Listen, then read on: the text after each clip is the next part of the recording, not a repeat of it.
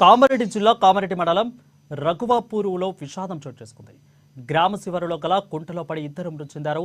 మృతి చెందిన వారు కామారెడ్డి మండలం క్యానంపల్లి తండాకు చెందిన తెజవత్తు సాయి కుమార్, బుఖ్యా సురేష్లుగా పోలీసులు గుర్తించారు.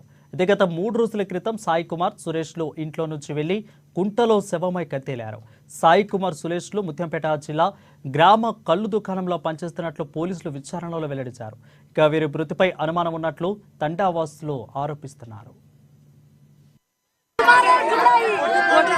దాదాపు 9 గంటల సమయంలో క్యాసంపల్లి తండాలో రాఘవపూర్ గ్రామ శివార్లో ఇద్దరు అబ్బాయిలు నీటముని చనిపోయినారని సమాచారం వచ్చింది. దీని విషయంలో భాగంగా మేము వెంటనే రష్ అయి సీన్కు రావడం జరిగింది.